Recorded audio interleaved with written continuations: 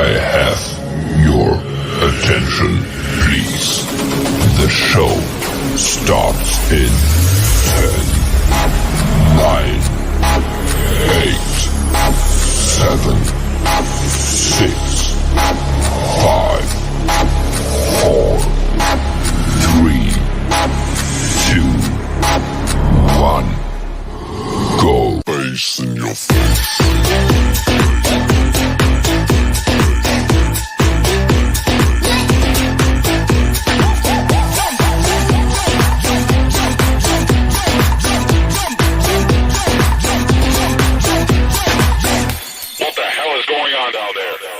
Bass in your face.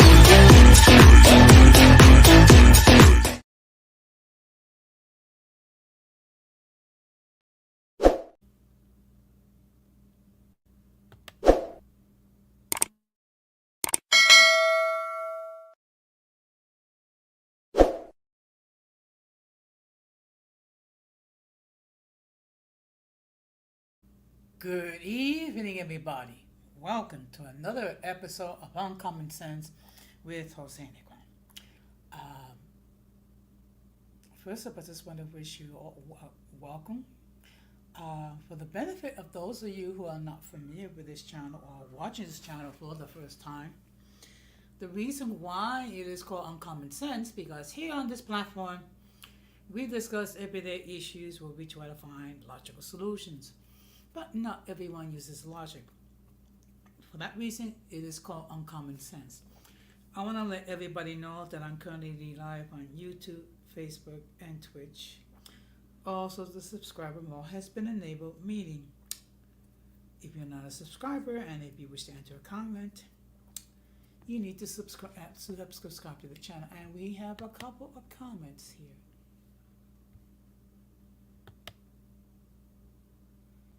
No, I do not hate Donald Trump, okay? Okay. Well, when it comes to issues like that, that's something she's going to have to address one way or another, okay?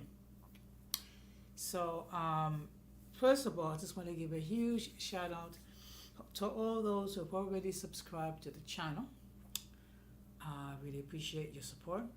Also want to give a huge shout out to those who follow me on social media. A huge shout out to those who allow me to enter your devices and those who watch from the clouds. Even the haters. I also have another channel which is called Latina Diaspora where I discuss issues pertaining to Latinos living in the United States. There is a link to that channel inside the description. Now, no, I do not hate Donald Trump. I just want to have a discussion. Those of you who have watched this channel for a long time know that I have multiple issues, not just with Donald Trump, but also with Joe Biden when he was running, and of course with Kamala Harris. Okay. I mean, if I was to wait until the perfect candidate comes, that candidate will never appear. So you can see by the thumbnail. The topic for tonight is Trump losing it. Now, this has been something that other people have discussed for a long time. Okay. The question is, does it appear that Donald Trump is losing his cognitive skills? So that's the whole point. So what I'm going to do, I'm just going to play video or audio regarding Trump's speeches, and I'm just going to leave it up to you. I suspect that those who support Donald Trump will say that his cognitive skills have not declined. Those who don't will say the opposite. Okay, so the whole point is just to have a discussion. Now, before we get into the main topic, we're going to have another episode of In My Words.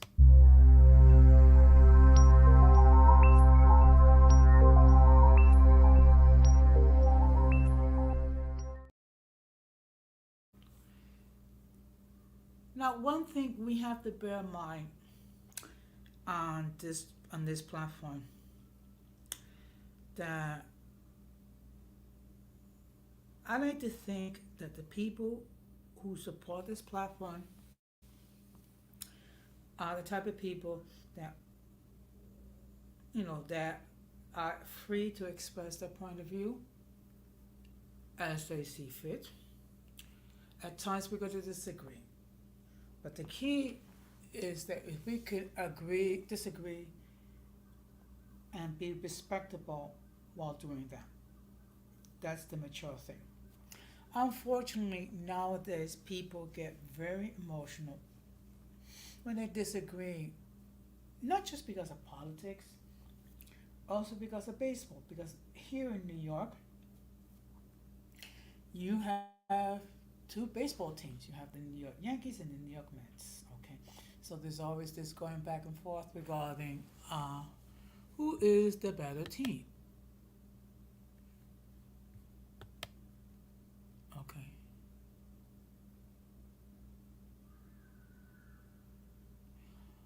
Okay. All I'm gonna say on that is listen to how Donald Trump speaks. Okay. And this is something that I want to challenge even the most ardent Trump supporters. Okay. The Donald Trump of 2015 is not the same Donald Trump as of today. Okay. So basically, what I'm asking you to do is, I get it, people have a bias towards Trump. But even the most ardent, okay, even the most ardent supporters have been criticizing Trump with the way that he's been campaigning this year. Okay? Instead of focusing on the issues, Donald Trump has been focusing on Kamala Harris' laugh, talking about which campaign has the bigger crowds, questioning Kamala Harris's ethnicity, okay? And then he picked, let's just say someone as a running mate, where he could have picked other people. He picks J.D. Vance, which he have said some horrible things regarding women. Okay, and that's the whole point. The whole point is this. I'm not asking, and if it was Joe Biden still running in the race, I'll be asking the same thing. I'll be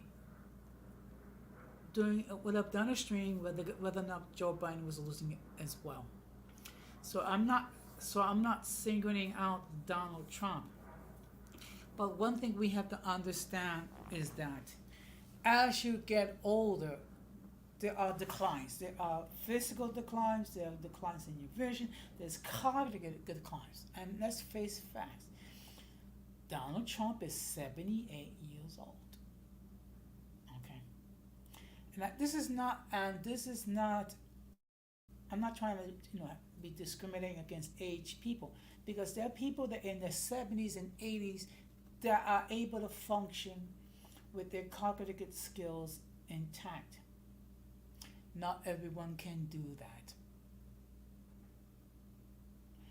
And believe me, I have had issues with Joe Biden as well.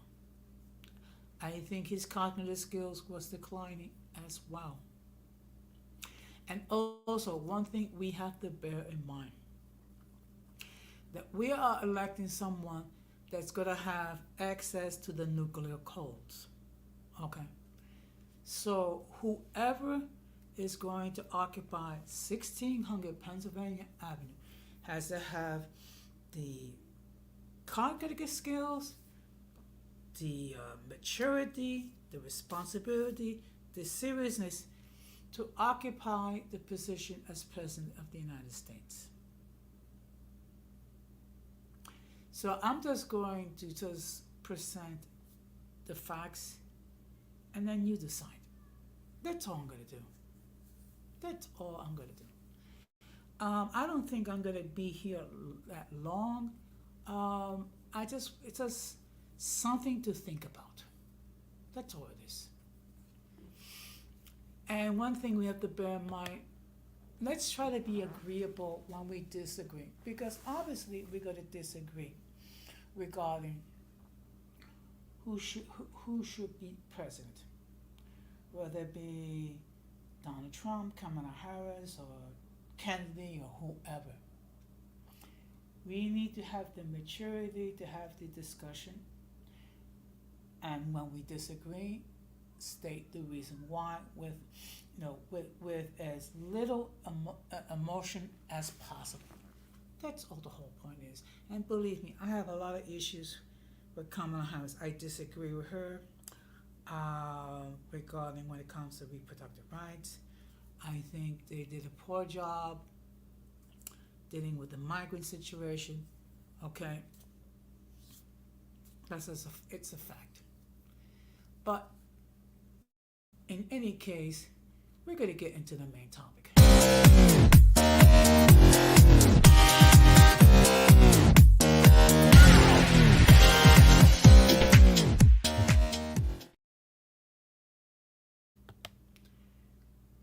Now, before I continue, let me just state for the record that the link to join the panel has been pinned.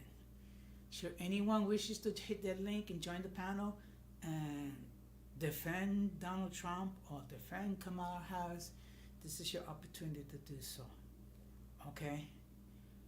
If you think that his cognitive skills have not declined in any way, shape, or form, okay, fine. Let's discuss it. But let me just make this perfectly clear as well. If I've never seen you before, or I've never heard from you before, I will insist that you come up in the backstage, because I want to make sure that no one tries to flash anything inappropriately, which will cause the people of YouTube to take down the stream. And in all fairness, people have been questioning regarding Donald Trump's cognitive skills for a long time. Okay. And and there's examples of it. For example, talking about that it's all fake, that Kamala Harris's rallies don't have the amount of people that's there, that's been generated by AI. Okay. Talking about that his January 6, 2021 situation generated more people than Martin Luther King's I Have a Dream rally and speech. And that even in his inauguration drew more people than Obama's first one. I mean, I don't know. That does tend to question, whether or not is he serious, or because if he is serious, it's like it's a competition regarding who can get the biggest crowds and things of that nature, even to the extent when he's talking about he's better looking than Kamala Harris. Good evening, Irby. Thank you very much for stopping by. So the topic for tonight is Trump losing it? Okay. And again, I'm not the only one that's bringing this up.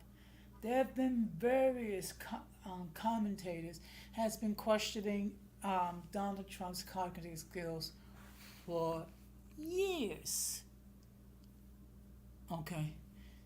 So what I'm going to do is I'm going to show a clip.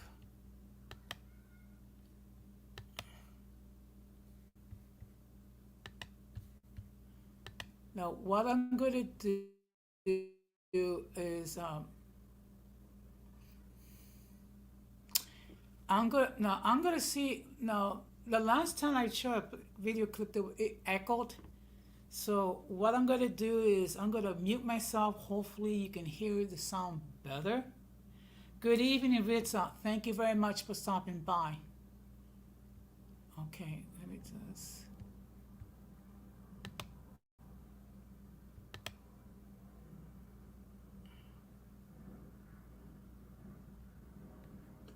Okay, well, you know what? That's perfectly fine. Let's have the discussion. So what I'm gonna do is I'm gonna mute myself. Hopefully the sound will be better. Okay. And again, fair use.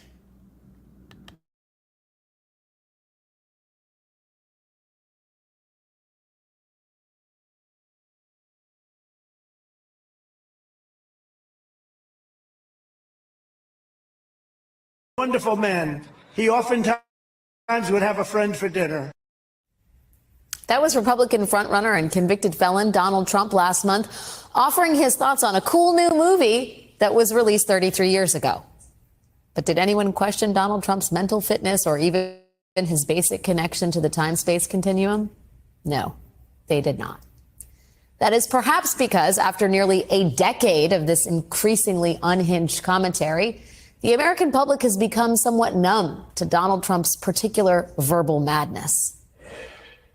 If you have a windmill anywhere near your house, congratulations. Your house just went down 75% in value. And they say the noise causes cancer. You tell me that one, okay? And then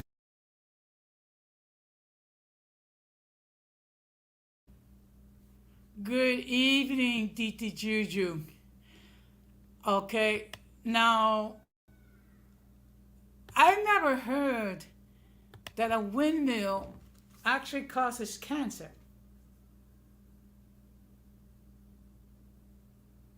Okay?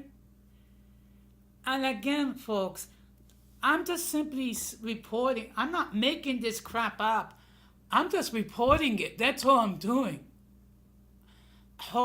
Hopefully, good evening, Randall. Thank you very much. I hope the noise. I hope the audio. It's okay.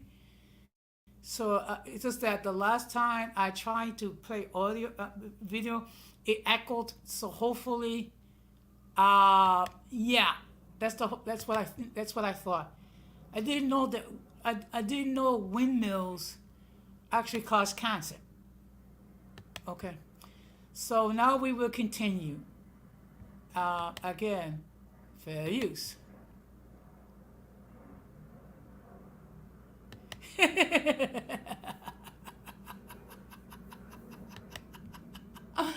Okay, so let's continue.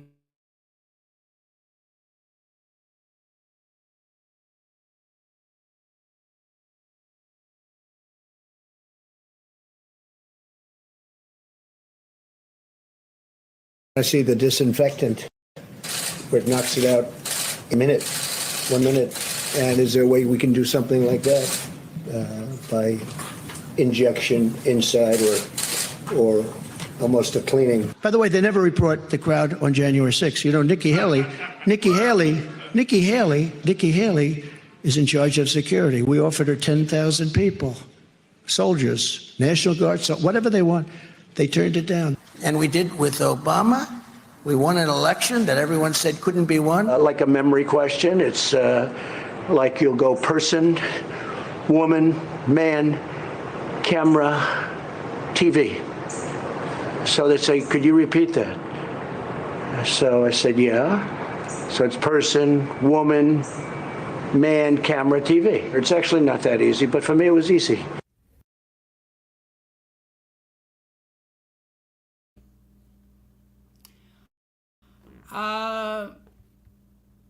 Okay. Let me make this perfectly clear. I'm not a therapist, okay? I don't have a license to be a therapist or what have you. But all I'm just doing is presenting the audio clip, okay? You decide whether or not this man's cognitive skills have declined or have not. That's all I'm doing, okay? And we will continue. Hopefully, I'm not echoing with the audio part, okay? If the audio's okay, please put in a 1. If it's not okay, please put in a 2, because what I'm just trying to do is I'm trying to not have the audio echo. So now we will continue. Fair use.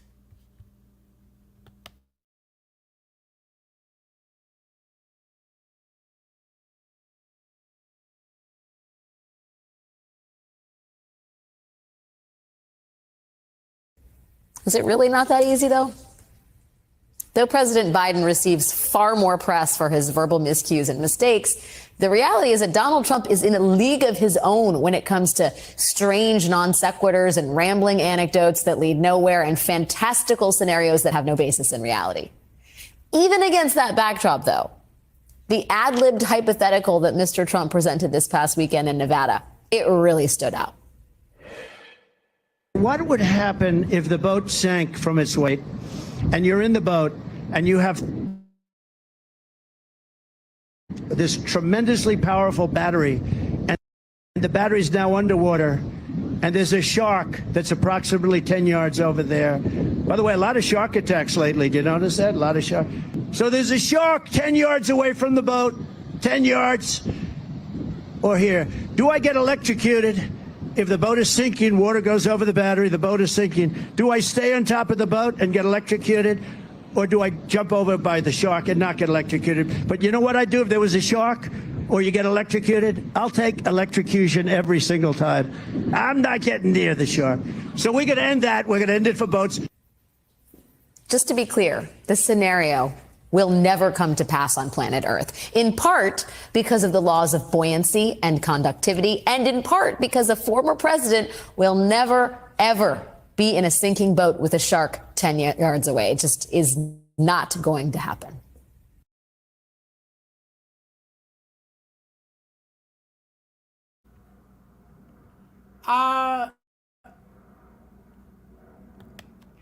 Actually, okay, you know what? Let me tell you something. There have been reports regarding Joe Biden as well. So, I mean, let's keep it real. Biden is almost 82 years old, so he's just about as much as an oddball as Donald Trump. If Joe Biden had not dropped out of the race, I would be doing a stream regarding him, regarding his decline in cognitive skills. Okay, so I want to make that perfectly clear. I am not picking on Donald Trump per se. If Joe Biden was still in the race, I would be doing the same thing about him. I'll be playing his audible foibles and all his strange conduct, and then leaving it up to you to make that decision. Yeah, believe me, if Biden was still in the race, I would have been doing the stream about him as well. Okay, you know what? I might just do a stream, but at this point, I mean, he's out of the race. He's basically a lame duck. After January 20th of 2025, it's not going to make that much of a difference either way. And look, I said this before and I say it again. No one past 60 should be running for the White House. Okay? So I will disqualify myself because I'm 61 years old. I am too old to run for president. And at my stage of life, I should be thinking about retirement, not trying to occupy um, the most stressful job in the world, or one of the most stressful jobs in the world. And for what? A salary of $400,000 a year, plus whatever money I get paid for expenses and whatnot. Okay. Now, I see we have a guest. So let me just state for the record that the views of those who appear on the panel are not necessarily those of the host of the channel. Any attempt to copy the material without the consent of the host is prohibited. By appearing on the call, you raise your rights to your image. Some of the views that people call might be considered offensive to some viewers. If you do not like the content, you can block the channel. And now we're going to bring in. Good evening, Ramon. Hey, good evening, Don Jose. How you doing? Okay, Hello. fine. It is Hang on, now. hang on. Let me make sure that isn't. Okay. Yeah, yeah, I can hear myself, but I don't know if it's me. Let me make sure. Okay, I don't think it's me. Can you hear me? Yeah, it's just that what it is that when I'm speaking, the other people have to mute, and then when you speak, I have to mute myself. That's what it is. Oh, by the way, it's Okay. 123 days until the first day of winter. Oh. Okay. I see. I see what you're saying. So, No, but still, no, not yet, not yet. Don't start with that. Can you hear me? Is there that echo going on? Because I can hear it. I don't know if you can hear it on your end. I'm trying to make sure that it's not me. Yeah. what it is when I speak, you have to mute, and then when you speak, I have to mute. That's what it is. Okay. Okay. Good evening, Multi. Oh, before I forget, let me just state that Multi, in Puerto Rico, each one of them have their own channels, which they produce a lot of great content. So I would ask that if you have not done so, please show love to all these people and subscribe to their channels. So the topic for tonight is Trump losing it? So basically, my question is, has Trump cognitive skills have declined? Something that a lot of people have talked about. So what I'm doing, I'm just playing video of some of Trump's more colorful speeches. Your thoughts? Okay. Okay. Okay. You're having to mute yourself. Well, when it comes to when it comes to cognitive skills, I mean, there have already been opinions from psychologists that are pointing out that there are certain issues that he's having. I mean, not just to mention about his narcissism, but there are instances in which he's showing that he's not all there. Of course, yes, you can go on and on talking about that the same thing was happening to Joe Biden because they are about the same age, both of them. So there were some issues with Joe Biden, but at least Joe Biden did have the sense to realize after that debate that it wasn't gonna get better for him. It wasn't gonna get better for him, so he figured that it may have been for the best for him to step down.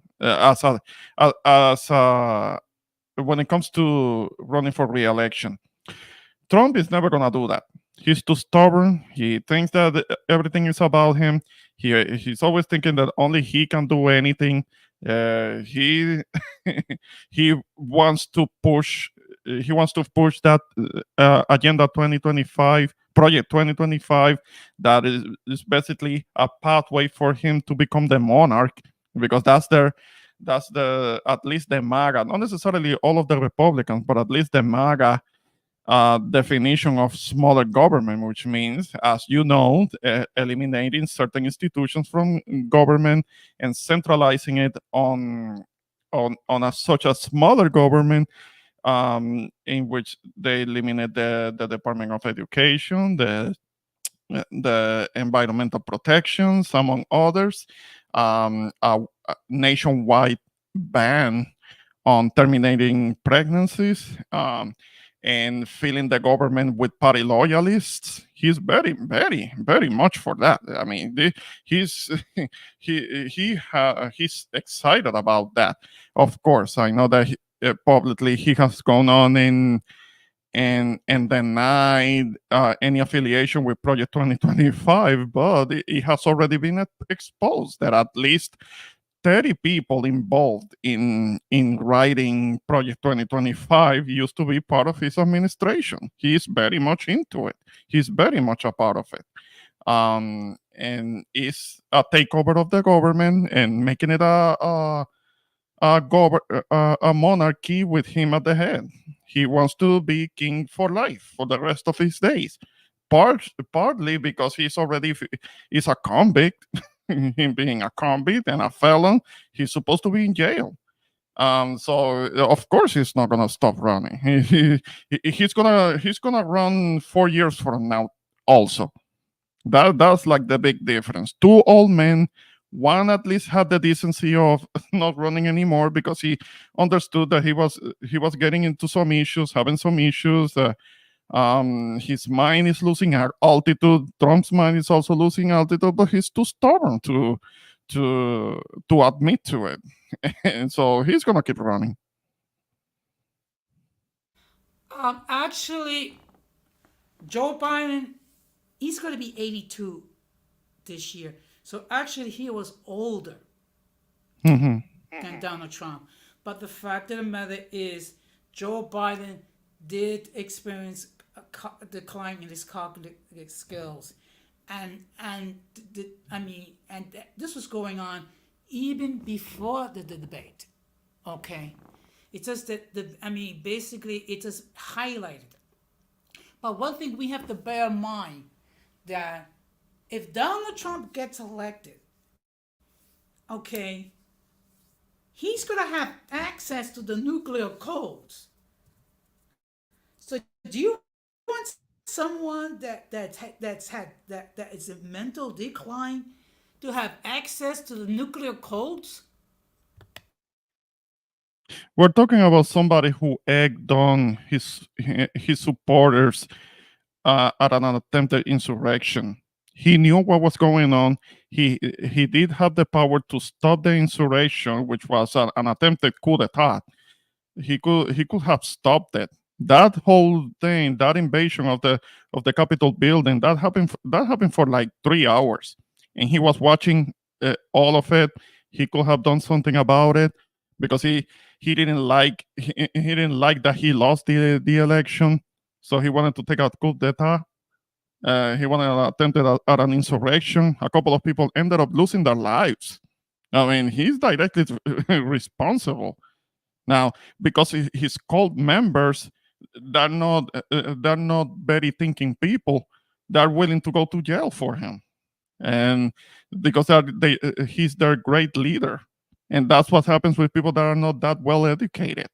They don't think for themselves. That's what happens with people that are vulnerable to being convinced to joining cults. They're very dangerous. And look at what happened. Look at what happened on January 6th. And this is somebody who wants to get back into office so he can enact the whole Project 2025. That's what I'm voting against. I'm voting against that 100%.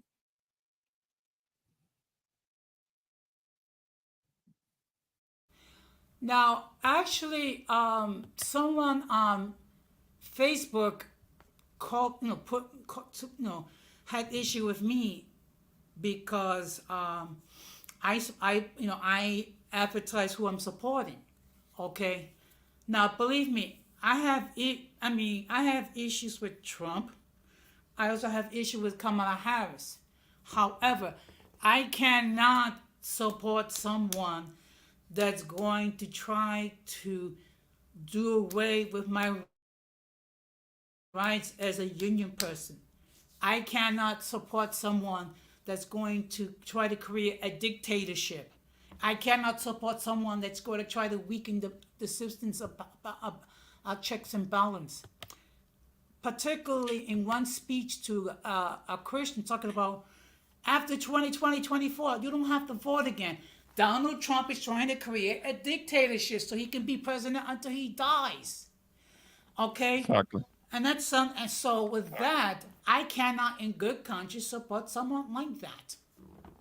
Yeah, and something that I wanna clear really quick because I'm not really looking so much at the comments because I know that there are people that are gonna know more than me, so they're gonna have so much to say. The first thing, Randall, that's not what I said. I didn't say that he commanded anybody to storm the Capitol. I said that he was egging them on. He egged them on to go to the Capitol and protest. And when things got out of control, he was watching, and he could have called them off to stop committing acts of violence on the Capitol building, and he didn't. He stood by, and he didn't do anything about it. He could have called it off. He could have been a real leader and participate in the peaceful transition of power. But he didn't, because he didn't like it. He started going on and on talking about that it was rigged, and that it was taken from him, um, and that he won, and that he won. He kept going on and on that he won, and it was taken from him, and it was like a travesty and all of that. The thing is that his people, he couldn't prove it. He couldn't prove it in court. There were like what was it, like 60 different filings in different courts all over the country, and every single time those cases were thrown out, even by Republican judges, even by conservative judges. They kept throwing it out because no judge will even consider it, that the election was stolen. It's just that Trump was a sore loser, and he was egging his people to go to the Capitol building. And the his cult members were already kind of prone to violence, as we saw in the previous years. And when things started to go out of control, he didn't call them off. He didn't do anything about it, and he let it happen for like hours. And that's ended up in tragedy because a few people ended up losing their lives. And to answer to what Irby says, you are assuming that I'm voting out of fear. I'm not voting out of fear. I'm voting out of the fact that I'm tired of this shit. And I don't want to participate. I don't want to add to the possibility of there being like a monarchy, a dictatorship, a fascist dictatorship being established in this country. I will not add to it. I will not facilitate it. Because most people, for the most part in this country, have never had to actually deal with an actual dictator. So that's why they are the MAGAs. They've never had to deal with an actual dictator. That's why they are kind of like so quick to follow in what their leader wants to do and what he's saying, and they're not thinking. They're not thinking.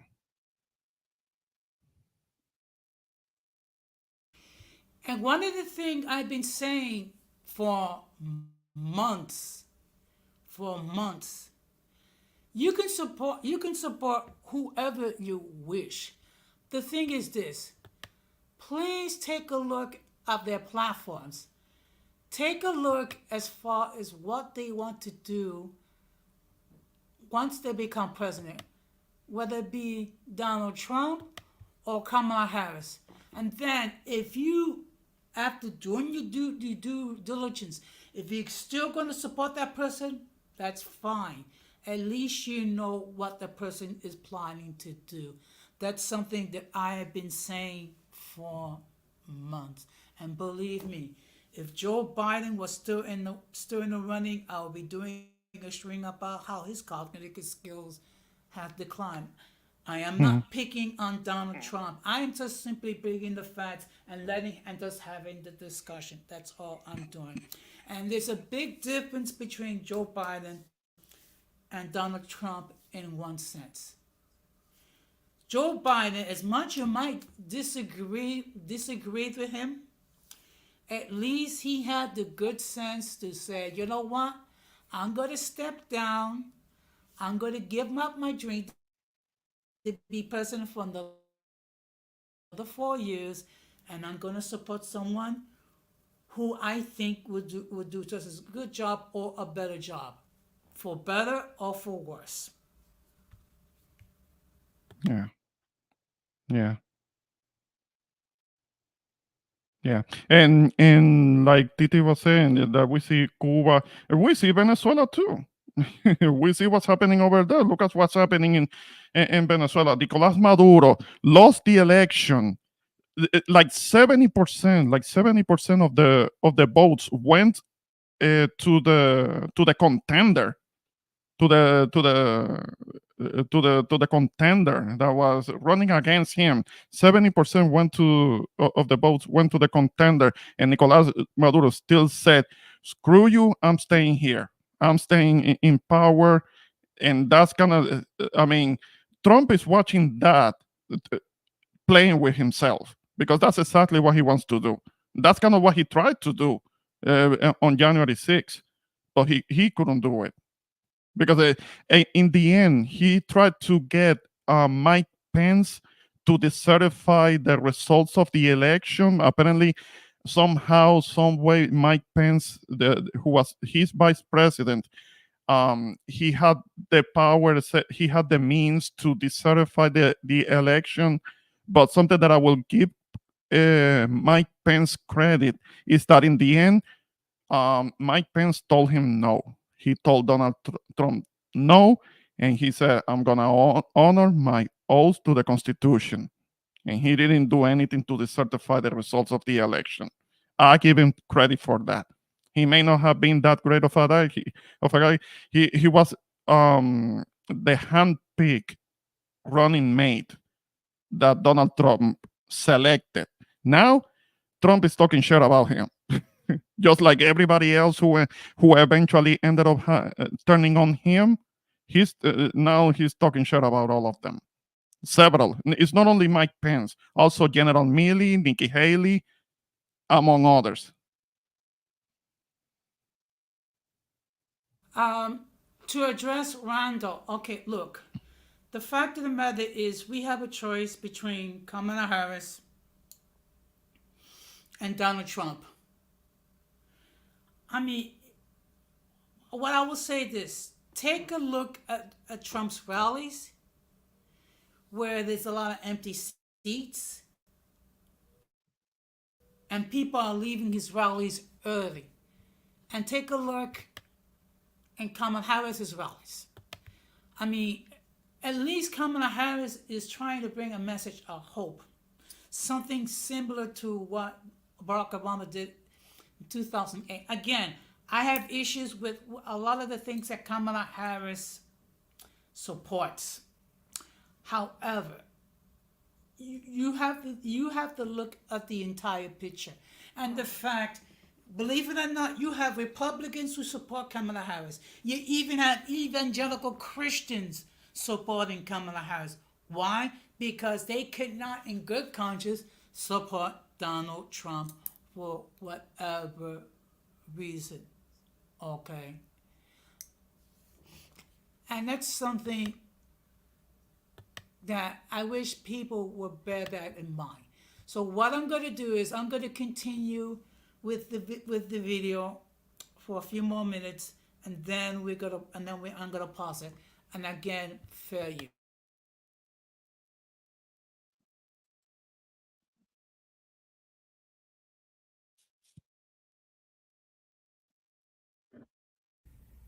But as absurd as these moments are, as surreal as the sinking boat shark bite scenario is, there is weirdly a strategy in play here. Trump's apparent conditioning of a large swath of the American public to accept his incoherent rambling as normal, or at least as something other than addled and alarming, has become one of his biggest campaign advantages.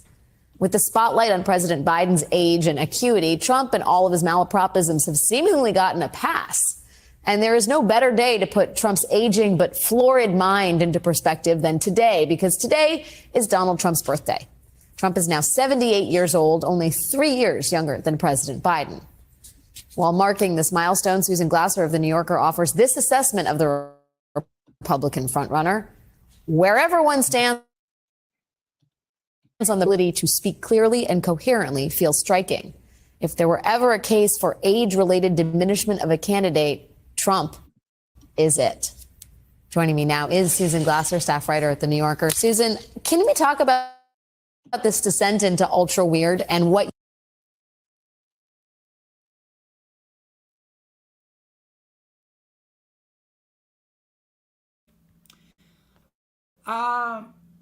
your thoughts, Ramon?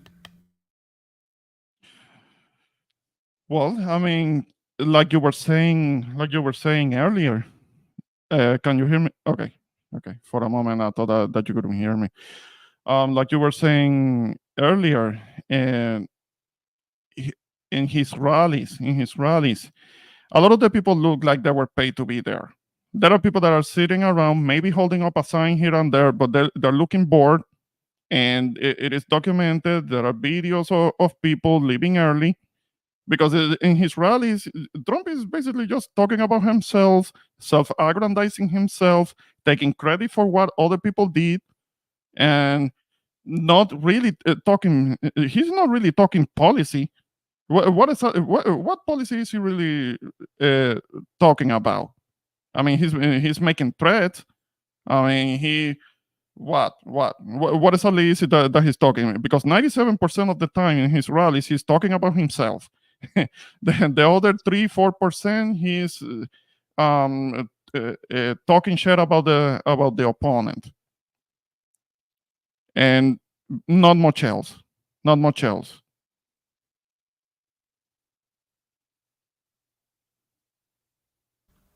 one thing we have to bear in mind, weeks ago in a conference with black journalists, he actually made a comment stating that he didn't know Kamala Harris is black. Let's make this perfect. Oh yeah, I talked about it. Her father is Jamaican. Her mother is Indian, so she is biracial. And then when called to task regarding some of the unfortunate remarks that he has made, which has been recorded, he talking about that the mother is being rude, is being nasty, whatever. No, okay, she could have welcomed him, but it doesn't take away the fact that Donald Trump has made some unfortunate remarks, like we all have done. Okay, something that I want to ask Rando, because I get it. I can see from here that you might be wearing your MAGA hat, and that's fine. But I wanted to ask you if you are like Black American, African American, so that will kind of explain as to why you are kind of like representing representing for your guy Trump. I would like to know kind of like what your background is, because it will give me an idea also of where you're coming from, because you're bringing up Megan Thee Stallion, and I can say something about that. Because there are certain folks that are so offended about the fact that yes, Megan Thee Stallion was at the rally in Atlanta. Yes, she did a song, and she was with her dancers, and she was wearing an outfit. She was wearing a suit, actually. But at some point, when she was covered up, she was wearing a suit, and her dancers too. Yes, there is a certain part of the song in which she did a little bit of twerking. Okay, fine. Yes, she did. I'm admitting to it. But the thing is that there were certain folks that were extremely offended, extremely outraged about it. But the people that were so outraged and so offended about it, because she was like pandering to Black Americans, are the people that had absolutely nothing to say about when Trump showed up in the Bronx and he was bringing up sex offenders on stage, people that are indicted on murder charges on stage, to buy for the black vote. And these people didn't say anything about that. They didn't say anything about that. And in the RNC, the convention, in the convention, what was he bringing up? He was bringing up Amber Rose, a known 304, to buy for the black vote. But they're the same people that were so outraged about Megan Thee Stallion, yes, twerking a little bit in Atlanta. She's pandering. She's pandering. She's so disrespectful of black people because of that. But they didn't say anything about Lawrence Taylor, who is a registered sex offender, Trump bringing him on stage, and didn't say anything about those rappers that nobody knew who they were that were indicted on murder charges. They didn't say anything about that. It's a double standard. It's a very sorry double standard.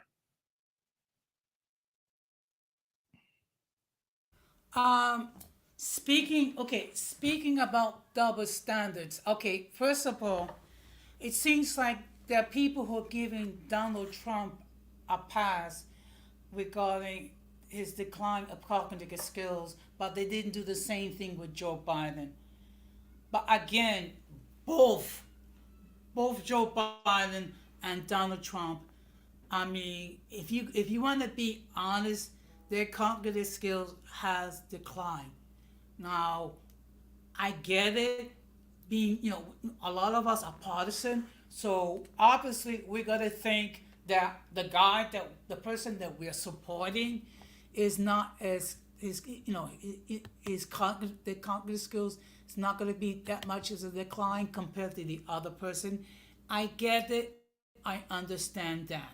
Okay, but I think you have to look past the biases and take a look for yourselves. Okay, that's all I am saying. Okay, and I get it. A lot of the people here are either sympathetic towards Donald Trump or support Donald Trump, and that's fine. All I'm doing is having a discussion. Okay, we can disagree, but be agreeable when we disagree. The problem is that sometimes people, when you're talking about their candidate, okay, and not in a positive light, sometimes they get very emotional. All I'm asking everybody, whether you be pro Trump, pro Harris, pro Biden, or pro Mickey Mouse, is to take a look at the video itself. Okay? That's all I'm asking. Okay? I'm not here to to shame anyone because they support Donald Trump. If you support Donald Trump, great. All I'm asking is please make sure, and it's the same thing with Kamala Harris or candidate or whoever, do your research. And the fact of the matter is, when Trump was president, he did a piss poor job dealing with the COVID-19 pandemic. He spent too much time downgrading the disease, and unfortunately, hundreds of thousands of people died under his watch. Okay, just like if things happen, good things happen in his watch, he gets the credit. If bad things happen, he should get the guilt as well. Oh no, but he's not gonna do that. He's just gonna point fingers at someone else. He's gonna take the credit when something goes right, but if something doesn't go right, he's gonna start pointing fingers at someone else, even if it's something that happened during his administration. That's what he's always doing. Randall, I didn't say that you were pro-Trump. All I said was, and again, maybe I'm not saying this right. I'm going to try again. All I'm asking you is to take a look, not just at Joe Biden with his decline of cognitive skills, but with Donald Trump, and take a look at his cognitive skills. That's all I'm saying. Okay? And again, I get it. People are going to support whoever they're going to support. They're going to feel that I'm being too hard on Trump. I'm just simply presenting the facts. How you interpret it, that I'm going to leave up to you. And I welcome anyone who want to hit the panel, and if they want to defend Donald Trump, they can do so as well. Or as and let's have a mature conversation either way.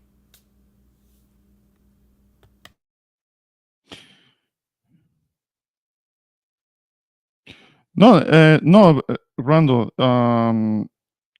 I didn't assume. Well, it gave me the hint that you probably will be saying something in favor of Trump because you brought up Megan Thee Stallion. So nobody was talking about her, and I had a pretty good idea as to why you brought her off because of the accusation, Kamala being accused of pandering. But I showed you a horrible example of pandering that people were not talking about.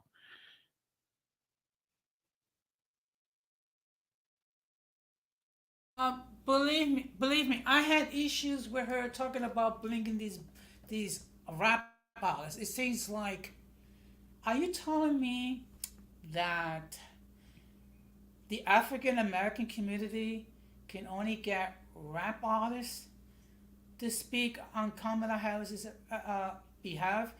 Aren't there like politicians, like Congress people or senators or people who are professionals in their fields? You mean to tell me they couldn't get up there and speak why they spoke Kamala Harris other than Meg Thee Stallion? I mean, believe me, I'm not giving Kamala Harris a pass either. In fact, I'm not giving anybody a pass. Okay? And again, all I'm asking is take a look of the observations. And I'm not the only one that's been making these observations. There have been many media people. There have been trained therapists in the mental health field that's been talking about this for months. Yeah, I see what you're saying, and Randall, the whole thing that she's not black. The thing is that she's not just one race. She's not just one thing. That whole notion that passing judgment, this whole thing about passing judgment over something that she didn't pick, that is very limiting. It's very limiting. I mean, there are certain folks that cannot see past race, and they make a whole bunch of judgments on a person just based on a person being mixed race. There are a lot of people that are already mixed race. It's happening. I mean, a lot of us are. I am. I'm not one race. I'm like at least three different things myself. So I'm not even looking so much at that. What a lot of people don't know is just, I mean, when it comes to her career, where she was born, her upbringing, the civil rights background of her parents, and what she was doing when she was as an attorney general and prosecutor. There are all of these wild accusations about her, but they don't actually know what happened. They don't understand that many of these things have been already debunked, because like the accusation that she put thousands and thousands of black men in jail, that has already been debunked. That she puts a whole bunch of parents in jail, that has already been debunked. It's something that happened after her term. I mean, yes, there was an instance in which, when she was in office, she did send these warning letters out to parents that were, because of high truancy of their kids, that there could be some accountability towards the parents if they didn't do something about the kids and the high truancy rates. Yes, there was something about that, but her specifically snatching of parents and putting in jail, that's something that happened later on. She wasn't directly involved with that, and it's all being pinned on her because of those letters, because of that, maybe those acts of legislation that were passed, but it's not because necessarily direct action from her. And the and again, but the whole thing. Oh, okay, I'll stop. And to talk about that she was not picked, I think people need to understand that Gerald Ford became president in 1974 when Richard Nixon resigned. He didn't get elected vice president. He was selected. Okay, so if we're going to go that argument that Kamala Harris was not selected, was never been selected, whatever. Okay, the same thing has to be applied for Joe Ford. He was the minority leader in the House before Richard Nixon picked him to be the vice president, because the previous vice president, Spirit Agnew, resigned regarding a scandal regarding tax fraud in Maryland.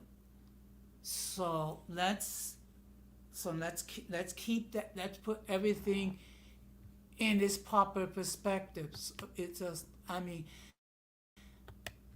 again, all I'm doing is just presenting the facts.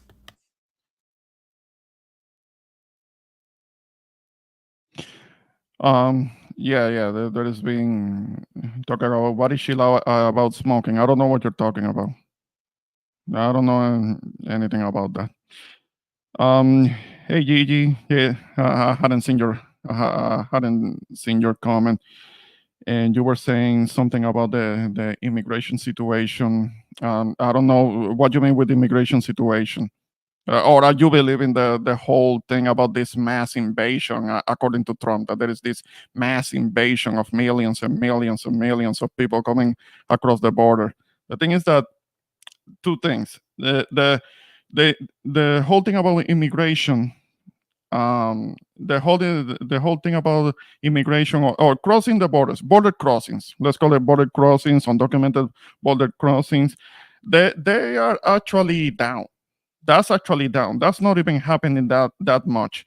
I'm in Texas, and the Governor Abbott, he's not finding enough people to put in buses to send to say like New York or some or other places. He's not finding enough people to put in buses to get them to other states, because the crossings are actually down. The number of crossings is there is no invasion like that. And already this administration has already deported more people than Trump did. And there are several months left to the Biden administration. And this is something that I have talked about. There is this notion that because again, they just listen to what somebody like Trump says, and they believe it, that the Democrats have all these open borders and they're just letting everybody in, and they're not understanding that historically, at least in the last 30 years, Democratic administrations have deported millions of people, particularly Obama. Obama deported what, like 3 million, over 3,300,000. That's most than anyone else. The Clinton administration deported, it was something like 869,000. It didn't reach a million. Now, on Trump's term, the deportations were like 550,000 or something like that. My understanding that Biden has already deported more than that. That whole notion that that Democratic administrations don't deport, that's just not true. The numbers are out there. They're easy to look up. When it comes to the migrant situation, this is something that I can actually talk about because I actually dealt with the migrants personally. Okay. And again, and this is something, and I've been saying this for months. One of the areas where I think Joe Biden dropped the ball, okay, and I'm not asking you to take my word for it. Go to my previous streams when I had discussed this. This is nothing new. One of the areas where Joe Biden dropped the ball is how he dealt with the migrant situation.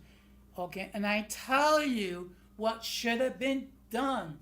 There should have been a national policy where each state would get a certain number of migrants, and once each state actually get their limit, not let another soul into that state and try to get some of the other Latin American countries to see if they can help out to take in some of these people.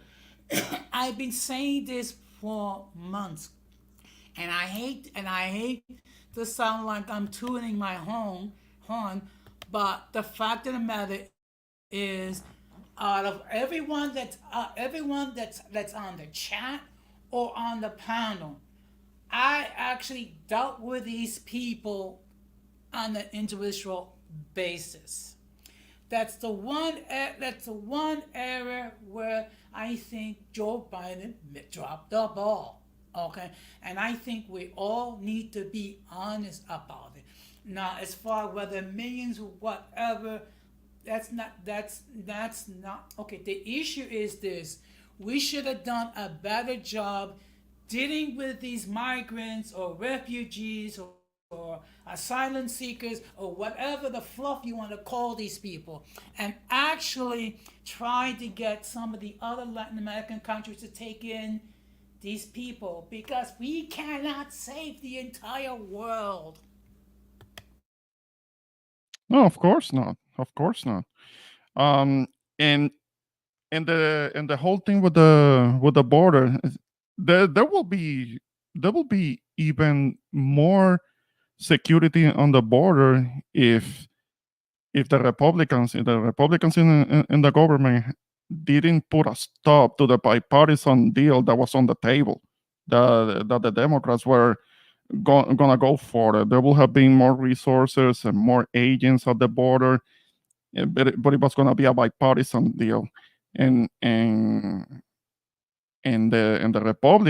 Republicans in government under orders of Trump put a stop on that. They invalidated it, and they didn't want the deal to go through because Trump wouldn't have had anything to campaign on, and Biden would have gotten the credit.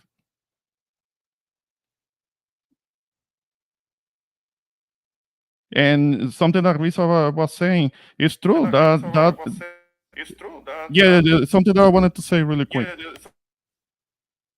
Well, what you were saying, Risa, when it comes to Trump's nephew, yeah, his name is Fred Trump the third, I think it is. That put a book out talking about how messed up, how evil his uncle is, and how kind of like cold he is. That he wouldn't be willing to help anybody in his own family. I mean, I know kind of like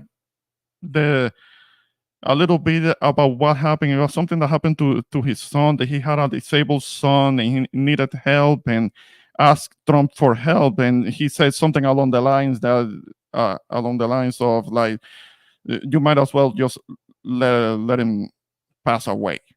He wouldn't help him with anything. And there is also his niece, Mary Trump, who is a clinical psychologist, and she goes hard against him because even though it's his relative, it's his family, they still can't stand him.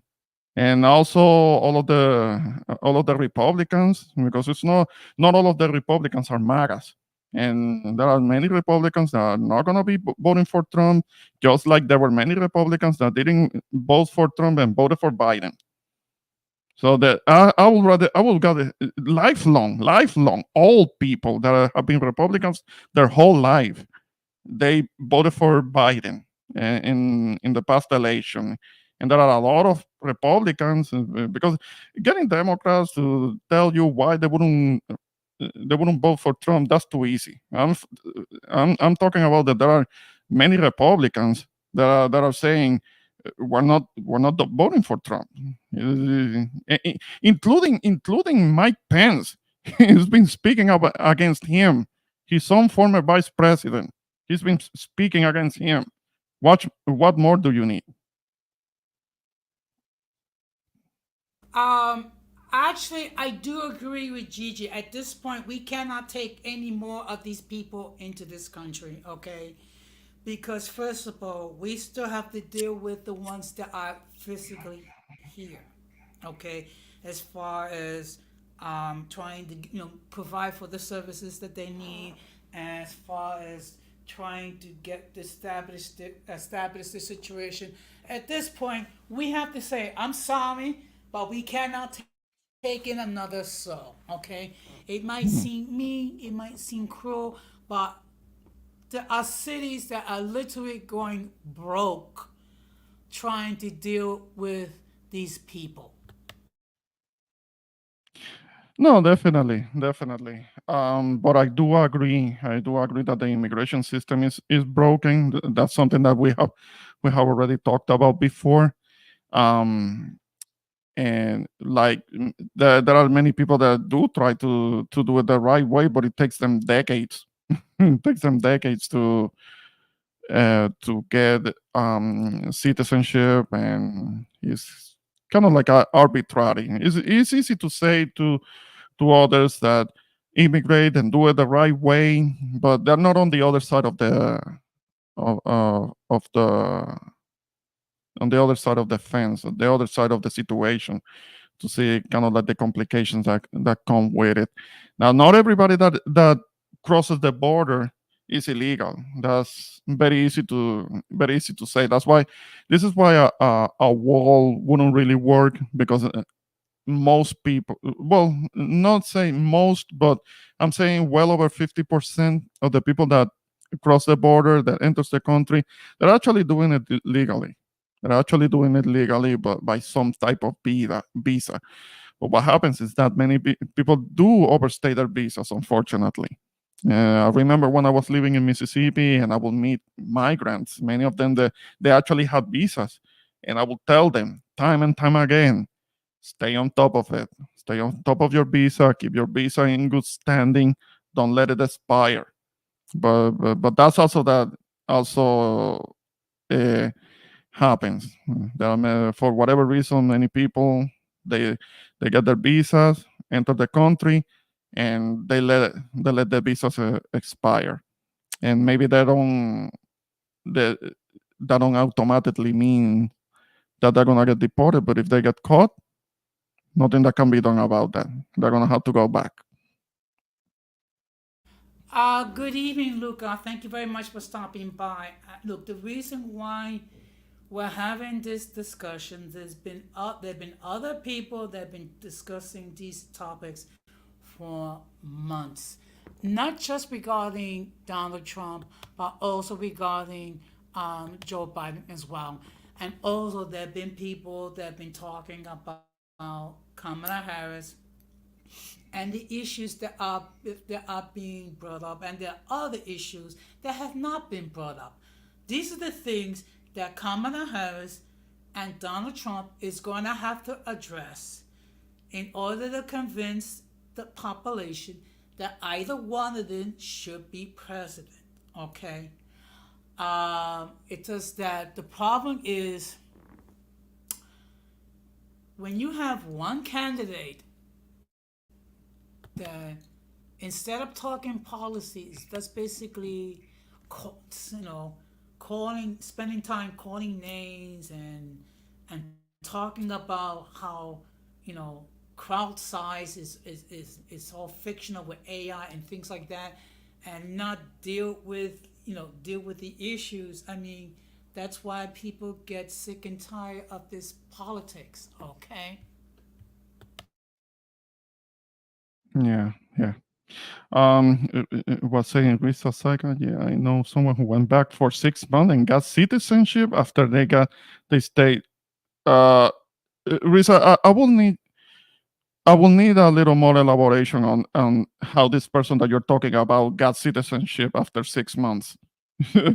Because I'm familiar with the process, and getting citizenship is a process that takes years, even with marriage. It's a process that takes years, literally. So I will need more details as to how this person did that.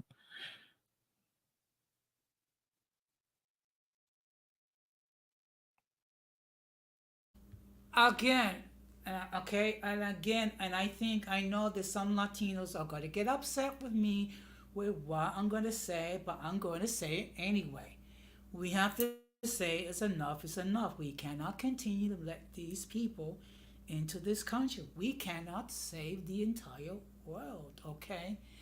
I think by trying to bring in more of these people, then we can take care of what we're doing is we're doing a misservice to these people, and also we're doing a misservice to our citizens that need services who are currently in the shelter system, okay? But the problem is when resources are limited, sometimes people fall through the cracks. Yeah, yeah. No, and I know it's being brought up the worst case scenario when it comes to the gangs. They can all go.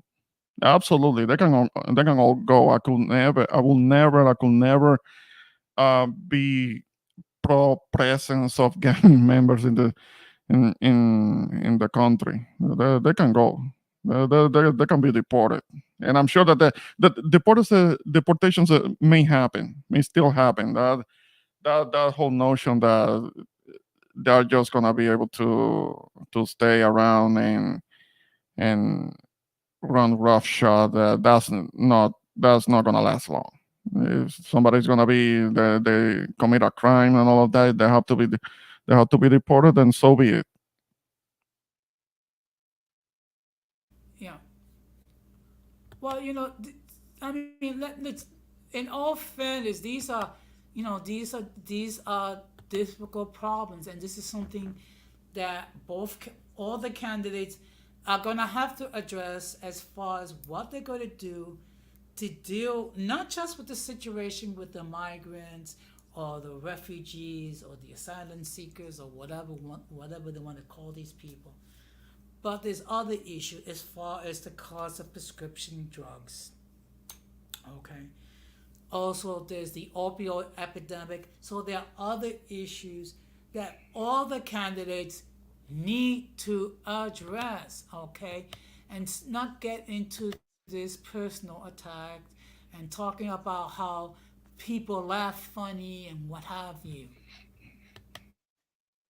Yeah, but Risa, which countries are those that you said are emptying their prisons? You can't just be believing everything that Trump says.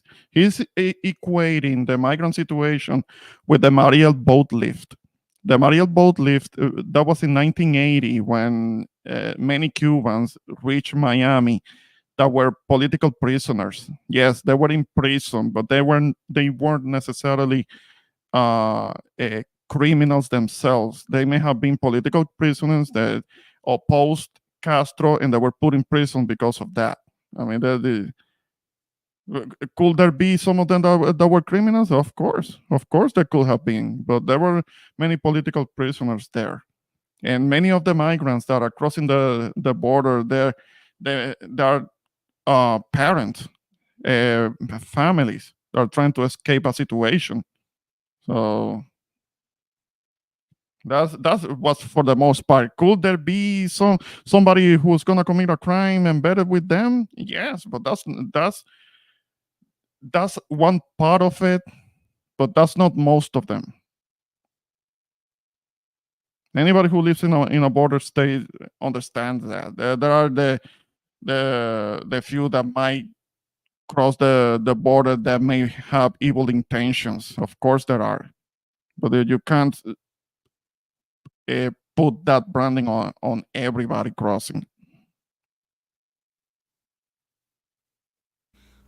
First of all, I just want to shout out to the 11 people that are currently viewing this stream as we speak. I would appreciate it if if you hit the like button. Okay, it doesn't cost you anything, and it does help with the algorithm. Okay, and again, these are issues that all the candidates are going to have to address.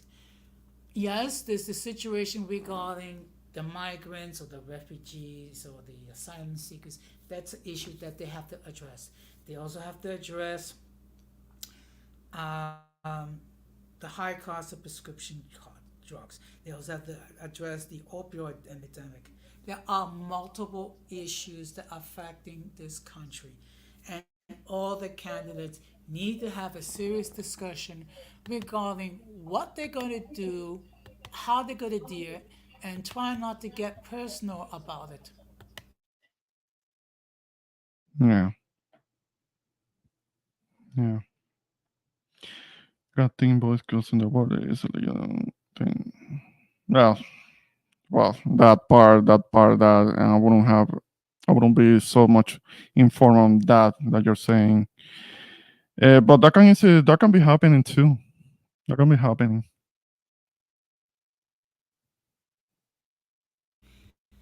And of course, Yeah, let me tell you it's something. mostly been. Oh, okay, okay. I'll be quiet. I'll be quiet.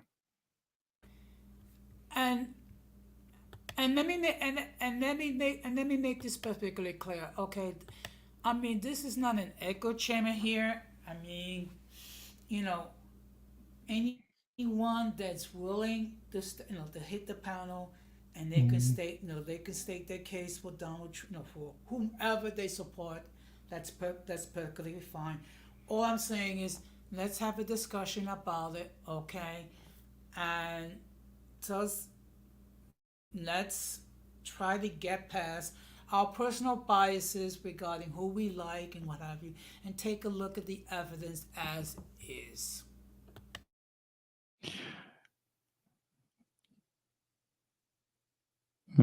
Yeah, the tattoos is a big giveaway.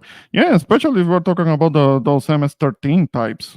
Yeah, yeah. There are the MS-13, which is something that there was a big presence of them in El Salvador, and Nayib Bukele has done an enviable job in controlling that. He's, he's been cleaning up the, the, the country when it comes to that. And but MS-13 is something that started in California. And, that's something that started in California and spread to Central America from there. So, yeah, El Salvador has been able to control that. Yeah, that's a thing. And that are tattoos all the way up to their eyeballs. Yeah, I've seen some of them. And, yeah, not all of them, but there are some of them that are hardcore with they're all cover. I mean, I don't know how people can allow their eyes to be tattooed. That had to be very painful. Mhm. Oh, up to the eyelids. I don't know the eyeballs themselves. Even though I have seen it, I have seen kind of like the more of the white supremacists, North Americans that actually put ink in their eyeballs, so they have black eyes. They have kind of like an eight balls, and it's like they have a couple of eight balls for eyes. But I meant to say that. Oh, I meant to say the kind of like in the all the way down to the eyelids, like completely covered. That's why, that's why I state we have to stop letting these people in because look, if we cannot properly vet the asylum seekers or what have Mm. you, then we should not allow another soul in this country, period. Okay, because we're being overrun. Good evening, Gigi. Hey Jose, hey Ramon. Hey, Gigi, what's going on, chica? Nothing. I don't have much time, but I just wanted to add really quickly because, like Jose said, if we're gonna have the conversation, we have to be honest about it. Mm. So, Ramon, I'm coming for you because I feel like you're trying to downplay the situation. But if we're gonna have a conversation, let's at least be honest about it. These are the major problems that are coming from this situation. It's not people, it's not worst case scenarios. It's like reality. You know, you can look up hundreds of thousands of videos of people telling their experiences, going to the shelters, talking to the people. And it's not only just Americans that are suffering, these people are suffering. They are homeless. They have no money. They were promised that when they came here, they were going to have shelter, they were going to have jobs, they were going to have this, they were going to have that. And they get here and they're homeless. And they even interview them and they say, well, shit, I should have stayed back in my country. It was better there. Mhm. And that's pretty bad. Well, it will have to be about who misled them, who made them all of those promises about I think it's coming. the cartels, right? Because 'Cause they're the ones that, like, they pay the money through them to make their way over here. Well, the there are different names for the for the people. I don't know if they are the coyotes or Yeah, yeah, the the other types that might make some promises as to what they could get on the other side if they get snuck in, and they are scammers. Unfortunately, many of them may be scammers. They're just taking people's money. I have heard about that coming out of the Dominican Republic, because there are many people that are trying to get to Puerto Rico. This is something that I have been hearing about for years, and they're scamming Dominicans, telling them, okay, I'm gonna take you to this place, and there's gonna be a boat Mhm. that's gonna be picking you up to take you to to take you to Puerto Rico, and the boat never comes, and the people got scammed.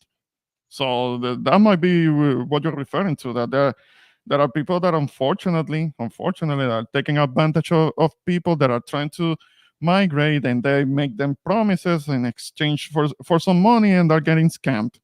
And some people are getting here and they're not Well, they getting hear it what they from the were promised. politicians themselves. I mean, they can hear it on the news. They hear it themselves. So they know that there are sanctuary cities in different Hmm. states. Yeah, well, yes, there might be. I don't know what parts of California. I don't think it's all of California that is like a sanctuary state. There might be a couple of the cities that were maybe considered Chicago, uh, sanctuary cities. And you say Chicago? You they're a say Chicago? sanctuary city. I'm not sure if it's a sanctuary city, but I know that I have seen a lot of stuff about them Mm, taking over areas there as well. But I'm not really exactly sure, to be honest, if it is mm, technically a sanctuary city. I'm not sure.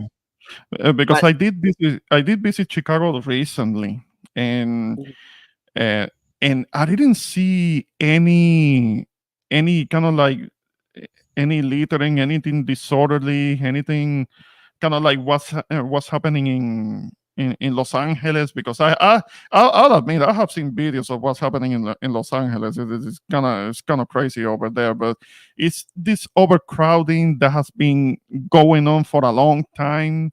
And it's so obvious now, whether it's immigrants or whether it's actual citizens that are also homeless, and they're um, dealing with substance abuse. But I hear things about other Californians that said that many of the people that I'm not passing judgment. This is what I'm hearing out of Californians. That there are many people that may be having issues, they may be having kind of like substance abuse problems, but because staying homeless, staying in a tent on a park, they have access to the basic things that they need, which is provided by the cities.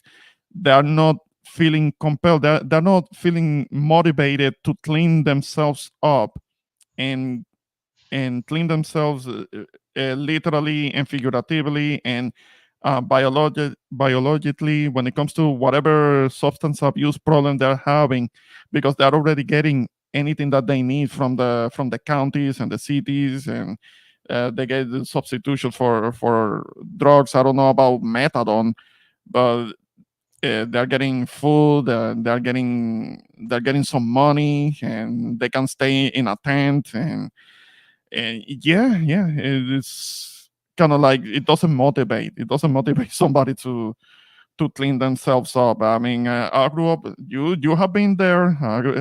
I grew up in an island where there are people that may be homeless and may be addicted, but they don't want to clean themselves up because they can just beg and get what they need. And they don't want to clean themselves up and actually be more productive in society, and having to get steady employment and getting themselves a better place to live. I'm not putting the blame necessarily on the people, but there are people that are kind of like incentivized to stay homeless because they get things from the county anyway. So I don't know. I can't play. I can't pass judgment. Is what I mean. But that happens too. That happens. Excuse me, if I can just cut in. Um, First of all, in this era, I can kind of speak a little bit because, first of all, uh, I grew up on public assistance as a child, and I was able to get off public assistance. And I have been working for the New York City Department of Social Services for 25 years. Hmm. And the part of the problem is this: when you have individuals that like two, three, four generations receiving social services, okay, and not having knowing anyone in the immediate family who's actually, you know, did a 9 to 5 and earning a salary, it could, it could be challenging um, to try to get off social services. Okay, there are those that no matter what you do, they're gonna they're gonna cling to social services as it was a drug. There are Yeah. others, once they have the motivation, they will do what they can to become productive members of society. Okay. One thing we have to bear in mind is that you have individuals who've been, been receiving social services for 2, 3, 4 generations. So that's easier said and done. And I suspect cities like in California, like Los Angeles, San Francisco, San Diego, I would suspect large cities, you know, if they're not um, sanctuary cities, at least you have the, one would get the impression that they are, because only large cities can, in theory, can support housing large number of homeless individuals and families. Yeah, and you got to think about it too. Like, I mean, I guess because we're kind of dealing with south of the border, that comes with its own set of issues. But you look at places like Europe and stuff, and they're getting like large Muslim populations, which is causing a lot of issues, obviously, because it's two different lifestyles. And, that's another worry as well. And you see the people in England and stuff where I don't know if you want to call it rioting, protesting, whatever, after they stabbed up them little kids. But, it's everywhere, this problem. And instead of like these people fixing their countries or doing whatever, it's like everybody's just leaving and trying to basically come to America, come to Europe and these other places. And I mean, it's just not sustainable. It's just, like Jose said, we can't take in the whole world. So the work starts at home. Make it so that people want to actually live in their country. We will have to look at as to the why. Why are people, whether it is south of the border or coming out of the Middle East or Africa, trying to get into Europe? One will have to look as to why that is. And I'm not informed enough as to what is happening in Europe, I will admit. But something that I have heard when it comes to, say, African countries is that it, when it comes to their governments, because it was carved up, because the African continent was carved up by Europe uh, into so many small countries that are not uh, self-sustained. They cannot self-sustain. They are dependent on outside aid. A lot of it comes from Europe themselves, so they can keep a certain amount of control over the territories, the government, the resources. Um, from what I hear, it is easier for somebody from Africa to travel to Europe than for an African to travel from one part of Africa to another part of Africa. It's easier to travel to Europe. So that is kind of like the path of least resistance. So it's easier Mm. to just try to go to Europe. The, pro- And the problem is that people are trying to escape religious persecution or war or gangs, and then but the problem is that some of them come here and they don't assimilate and they bring those same mindsets and values here. So it's just like it's another one of those things where people don't care until it's happening with them. For the life of me, that's why I be asking Jose all the time and he never really has an answer for me. You see the state of your state, you see what's going on. Why are New Yorkers not voting differently? Because you hate Donald Trump that much? That's Okay. ridiculous. Okay, first of all, the issue I have with Donald Trump is not because of his persona. It's not because of the way he speaks and what have you. Okay, the issue I have with Donald Trump is that he wants to do away with the benefits and the protections that we have as union, because I'm second generation union. My father was a union person. I am a union person. That's one problem. Another problem is Donald Trump wants to weaken the system of checks and balances, and increase the authority of the office of the president. Donald Trump wants to eliminate the Department of Education and the Department of Homeland Security. It's not. I'm not anti-Trump because of his mean tweets or his troops or what have you. It's just that with him, I cannot, in good conscience, support someone that's going to that wants to replace thousands of federal municipal union employees with an army of yes men. Okay, and again, I don't ask people to take my word for it. Read Project 40, read Project 47, read Project 2025. It is all spelled out in there. Okay, that's the reason. That's my issue with Donald Trump. And believe me, I have a lot of issues with Kamala Harris. One of the biggest issues that I have with her when it comes to reproductive rights, because while I don't believe that there should be a complete ban on abortions, I think it should be made available for women who've been raped or victims of incest, or the mother's health is in danger. And this is something that's personal for me as well. And I'm going to explain it, okay? Because two members of my family dealt with that situation. My mother was 40 years old when she was carrying my youngest brother, and she was advised by her doctor to abort the fetus. My mother,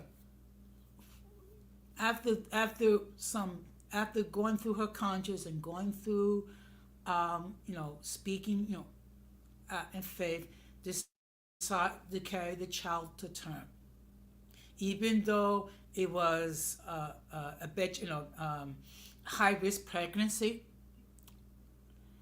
And as a result, I have a younger brother. My sister decided of her own choice to terminate the pregnancy due to issues with her health. So this is so when it comes to reproductive rights, it's not something that's theory. It's something that I experienced in my personal family.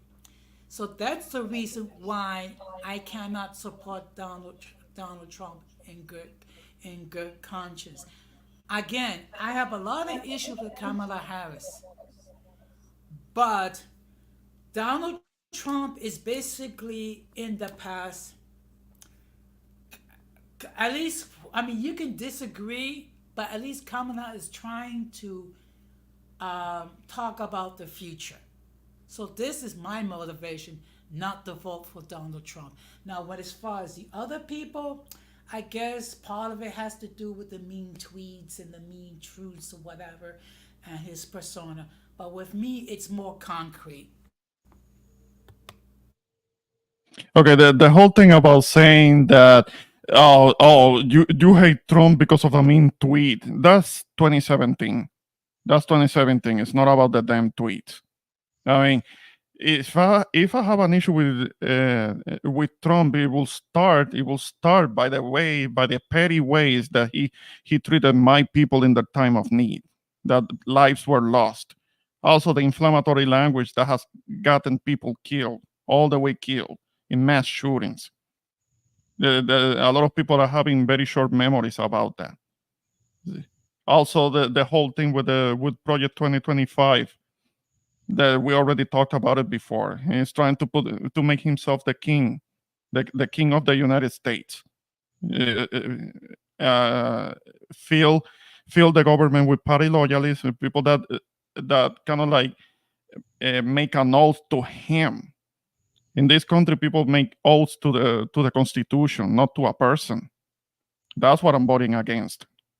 I don't want that happening over here. The Trump followers never had to deal with a dictator. They don't know what it is to deal with with a dictator. They really think that cannot happen over here. Well, George Washington could have become the king, the king of the United States, but he specifically said no. He didn't fight George the Third so he could become George the First, because he knew what that meant. Um, he will appoint himself the king and monarchs, the successors. There are people that are above the law. That's how it happens around the world, and nobody should be above the law. And Trump has said himself that he wants to do away with the whole Constitution. I mean, if that doesn't tell you anything, and I don't know what will. You said Trump said he wants to do away with the Constitution. He talked something along those lines. He said that he Well, wanted. you got to be He specific wa- in your no, no, no. language because you say things that are in a definite way. You got to be specific with your language. What did he say? Not what you think he said. He said that he wanted to be dictator on day one. What do you think that's going to happen after that? Whatever the rules, the regulations of the laws are going to go out the window, and they're going to establish something that is not going to affect him. He's going to be above it. Maybe laws for everybody else, but not for him. That's what Yeah, happens Riza, with that's me. what I want to know too. If there's a video of this, I never heard him say that either. I want to see about that. Oh, There's been a lot of you can look it up. misinformation up on this panel tonight. Okay, well, I know that it's misinformation because we are saying something that you don't like about your boy, but that's okay. Excuse me, if I can just cut in. I don't recall him That was actually kind of rude. saying. Okay, excuse me. Okay, I don't recall him talking about actually doing away with the Constitution per se. However, he did he does want to increase the authority of the president by weakening the system of checks and balances. That's factual. Yeah, that's what it starts. Okay, Ramon, Mhm. let's keep it. Good evening, okay, Sean. That's fact. Okay. Well, I'm just saying, if Also, you're, if you're on a panel and you're saying things as a definite, you can't expect that people aren't going to push back or question that. You can't get mad about it. no, I'm I'm not. not. I'm I'm not not being mad. I'm okay. at it. Okay, Who's no, I'm mad? not being okay. I'm not being okay. I'm not being mad. Okay, I'm just simply trying to say the facts. Okay, again, I have never seen any video when Trump actually say per se that he's trying to do away with the Constitution. I have never said that, and I think it would be inaccurate to say that. But however, Okay, thank you. okay, however, uh, his attempt to deny Project 2025 when his VP candidate actually had a role, as far as Project 2025, and the fact that many members of his administration were, involved with Project 2025, and the fact that he wants to do away with the unions.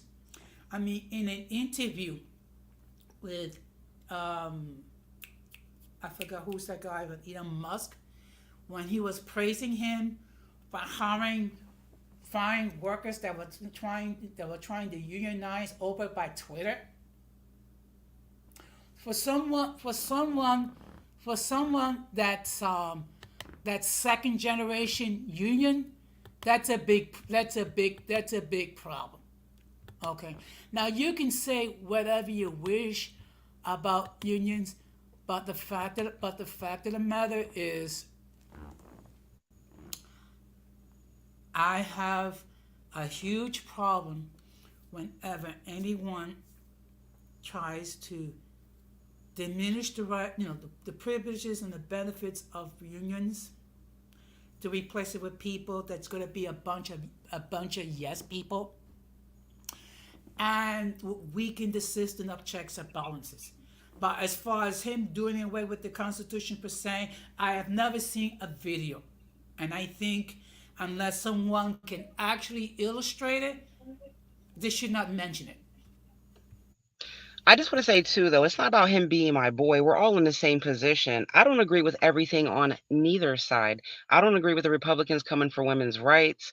I don't agree with the way left is handling immigration. I mean, there's issues on both sides. We're all in the same position when we're going to vote for the person that best aligns with what we think is best. That's it. We don't have like a great choice either way, honestly. I agree. Well, I agree. I agree. And all I've been saying, and I have been saying this on multiple streams. Whomever you wish to support, please do your due diligence and spend some time and study what they want to achieve. And if you still support the person, wonderful. That's been my message. Whether it's Kamala Harris, whether Donald Trump, whether it be Kennedy, or whether it be Mickey Mouse. The well, situation is too bad already. Like, in my opinion, there is no easy answer. I don't believe that there really is a fix at this point. That's why the whole world is in disarray right now. well, I can only align with the one who is not gonna commit such an affront to the Constitution, talking about that there aren't going to be any more elections, because that he did say. And I definitely can't align with a person who says that illegal immigration is not illegal and who wants to let everybody in and turn our country into a third world country where we're well on our way. Again, these are tough issues that both candidates are gonna have to address. Okay, and they're gonna have to do their due diligence to convince the voting public why they should accept their vision of the United States as compared of their opponent.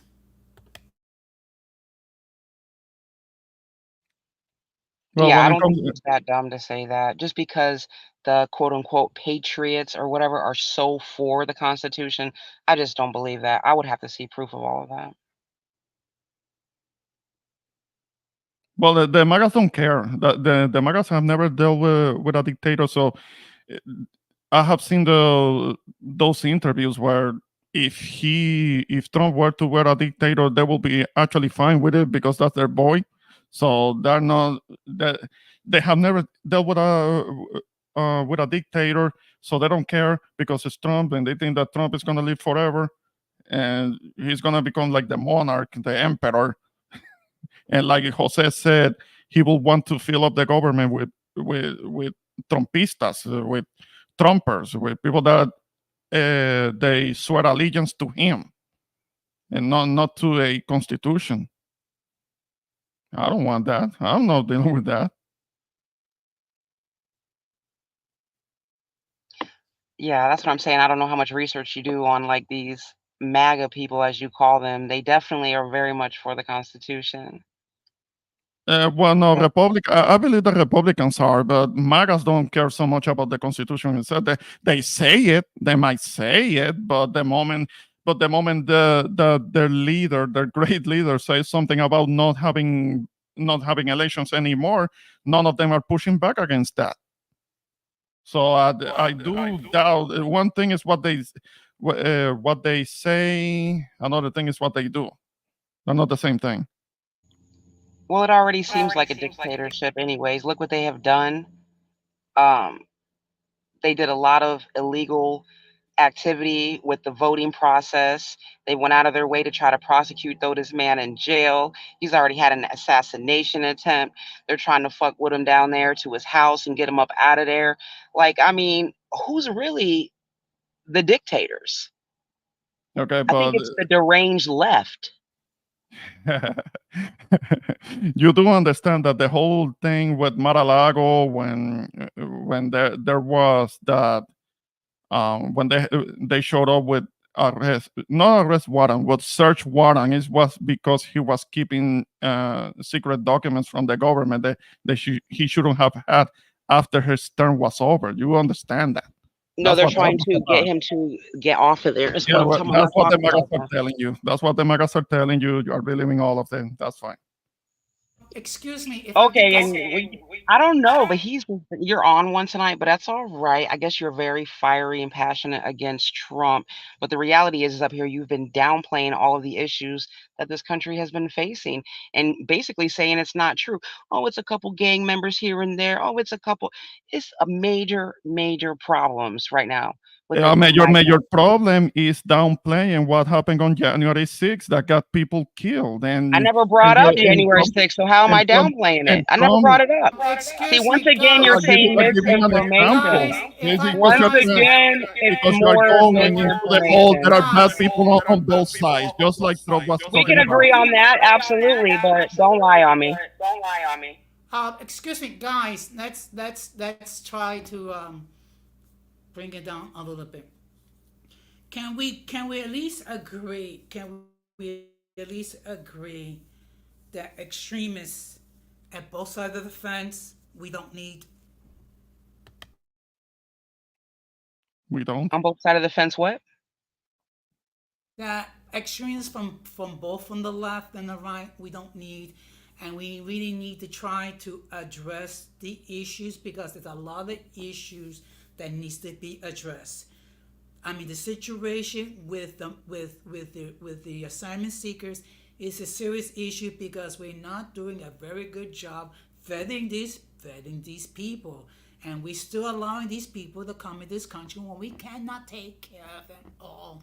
There's also the situation regarding the high cost of prescriptions. There's also the high cost as far as food. There's also the issue regarding the addiction to opioids. There are multiple issues that all of them need to address, and all the candidates need to address these issues and how their vision of America is better than the other person's vision.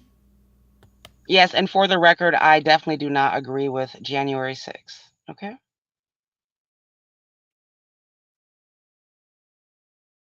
Uh, let's to try to bring some good news. Let me just share with everybody that I have been recovering very well. My knee has gone almost full range of my left knee. Okay. Ah, It's good, been, good. so it's That's been good, Jose. almost 7.5 weeks since I had surgery. So right now, the key is trying to strengthen my left knee, and hopefully by the first week of September, I'll be able to go back to work and do my job. No, You but got that's this. good. That's good. Yes. You're doing good, Jose. Losing weight, You're gonna be healing going to the fast. club. I said that like last week. It's kind of funny that you said that. Ah, well, yeah. I said Jose will be back in the club in no time. No, that's But you good. know, That's good. to be, this is gonna sound weird, but I have never been a club person. I mean, not even in my younger days. Now I'm almost at the age that I can get Social Security. So I mean, even less likely I could be a club. But the fact of the matter is, I want to enter my golden years, where there's sound of a body and sound mind as much as possible. And by keeping myself active, I hope that I will be able to retain my cognitive skills until the day that I have to depart and be in heaven with the rest of my family. That's gonna be a long time. That's the way it's Yeah. gonna be. It's gonna be a long time from now. Don't worry too much about it. And also, Well, I don't agree with doing away with unions either. I wish we had more unions down south, you know. I think that is a great benefit for employees. Um, but that's kind of the hard thing is like finding that middle balance because it's like the Republicans, they want to take away too much help, and the Democrats want to give out too much help. And we kind of got to get in the middle somehow. I do agree that there should be kind of like more representation for working people in kind of like the southern states. Here in Texas, unions are not allowed actually, and that I don't think it's right.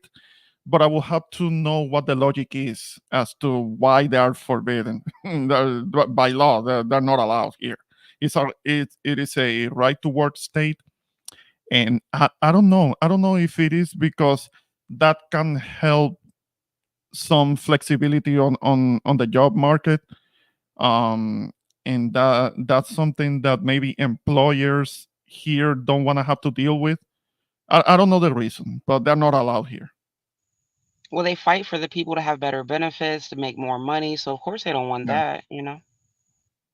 yeah, that's what it means when it comes to the right to work. So it's the kind of like the employers are the ones that have kind of like the rights, not so much the workers.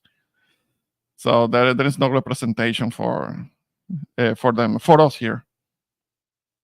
Well, actually, that's something we're gonna have to have another stream regarding, why there's such a pushback against unions. I mean, there are a lot of there's a lot of reasons, and it's not something that could be, you have to do a lot of research as far as the why. Uh, Part of it is that, of course, unions do try. I mean, and to at least level the playing field, so to speak. And there are certain individuals that feel threatened by unions, but it's something that is going to have to be discussed at a later point. Okay. And again, the whole point of this whole talk is just to simply have a discussion, and of course, it'll be an opportunity for everyone who have different points of view to opine. And believe me, if Joe Biden was still in the race, I will be Hmm. doing a stream regarding his declining cognitive skills as well. Yeah, that will have been that will have been fine. A lot of people will be talking about it, roasting him about it because yeah. At least he did admit that that debate he just didn't do right. He didn't do well at all, and it was for the best for him to not It just continue. kind of seems like it doesn't matter though either way because people were still saying that they didn't care. They were still going to vote for him even if he was completely out of there, which he already is completely out of there. And just like Trump, the same thing. Like I feel like most people already have their minds made up, right? Hmm. Yeah, Yeah, yeah. There may be some independents that need to be swayed one way or the other that haven't decided, but I think that as we get nearer election day, eventually they can be swayed and they can make a decision as to which way they're gonna be going. We'll see. We'll see what happens I'm on just that. going off previous experience and in my opinion, at least for my life, when we were under Trump, we didn't have as many problems. Things were cheaper and life was easier. So for that reason, that's why I'm going to vote for him. That's just pretty much it. That's perfectly fine. But just wanted to remind you that Trump inherited a relatively stable economy. So that's why it seems like things were going well under him but it was because of what he inherited. He did added trillions of dollars in debt to the national debt, but that's fine. well, the fact of the matter is, as long as we all make informed choices, who Hmm. we go to vote, that is the key. Okay, not because someone tells me, but the fact that you actually spend time and you study their platform, you study what they have done, and then once you did that, and if you make a decision to support whoever you're going to support, that's fine. But all I've been saying, and I'm going to continue to say this: make informed choices. Jose, Kamala was in charge of the border, right? A lot of people accuse her of her having been like the Republicans. Many Republicans were accusing her of her being the border czar. It was never named officially. Now there were some, but I'll let you have a say, Jose. I think, at least unofficially, and again, when it comes to the situation with the border, and again, this is where I think Joe Biden dropped the ball. Okay, in my opinion. Okay, and I think it should have been, first of all, it should have been more better planned, and it should have been a strategy, not only as far as the states getting a certain number of these people, but actually having a discussion with some of the neighbors in Latin America and see if they can take in some of these people. So that's I think when it comes to the situation, Donald Joe Biden dropped the ball. Okay, But and did you again, guys say she unofficially was in charge? I would say at least unofficially. Okay. So that right there is all I need to know. Gigi, like I said, okay, Gigi, I think you should know me. I'm not here to. I'm No, not I'm just here to. saying. I'm making my point. You guys are making yours. I'm just making mine. I know, and that's fine. That's fine. And again, the whole point of this is not for me to berate Trump. It's to simply to have a We got discussion. two on one. Well, okay, okay, well, I would say that I try to be fair. Even though I may disagree with Trump, I try to be fair.